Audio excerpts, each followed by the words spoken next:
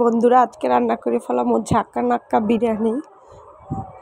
দেখেন কি সুন্দর বিরিয়ানি, খুবই টেস্টি হয়েছিল খেতে।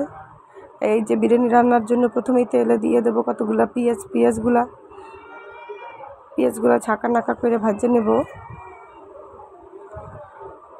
দেখেন পেঁয়াজ দিতেছি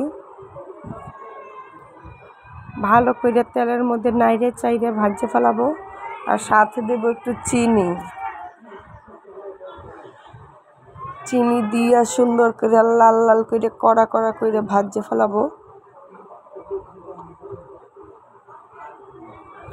দেখেন ভাই নামাই ফেলাইছি, একটু ভাজাটা একটু ডিপ হয়ে গেছে, সমস্যা নাই। এখন ওই তেলেই আবার আলু ভাজবো। আলুগুলো আগে তেলে দেওয়ার আগে জলের মধ্যে সিদ্ধ করে ছাল চামড়া ছাড়াই রাখছিলাম। এখন লবণ আর একটু সামান্য হলুদ দিয়া এইগুলো ভালো করে হলুদ করে ঝাঁকা নাক্কা করে সুন্দর করে ভাজে নেব। দেখেন বন্ধুরা হলুদগুলো ছিঁড়িয়ে সুন্দর করে দিতে আসি।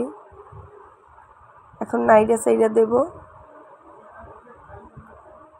বিশ্বাস করেন ভাই, আলুগুলো ভাজার পর হাতে যে নিচে চাপ দিতে গইলে গেছে, আর এত টেস্ট লাগছে,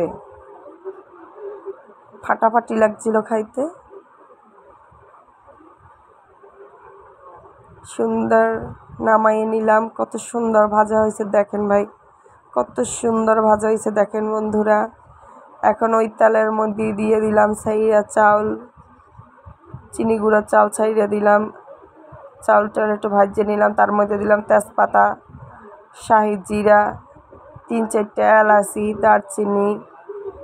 এখন দিয়ে দিলাম বিরিয়ানির মশলা।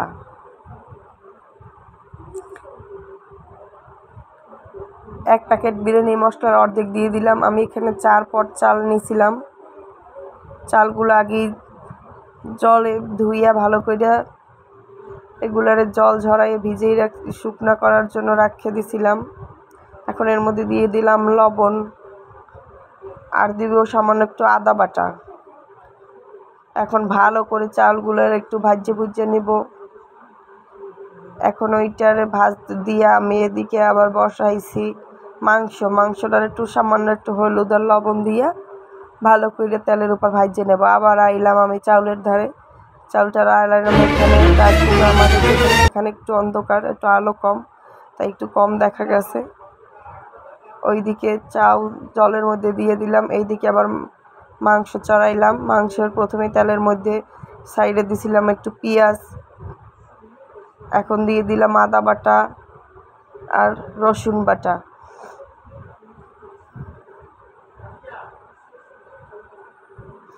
দিয়ে দিলাম কাঁচামরিচ, ভালো করে লাড়াইয়া চাড়াইয়া দিলাম। এখন বাকি যে প্যাকেটের যে বাকি বিরিয়ানির মশলাটুক ছিল সেইটুক দিয়ে দিলাম।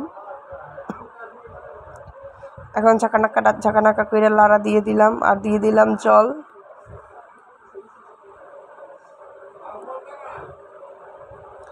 সুন্দর করে জল দিয়ে লাড়াচাড়া দিয়ে নিলাম। এখন দিয়ে দিলাম একটু জিরার গুঁড়া, ভালো করে নাড়াই চাড়াই নিয়ে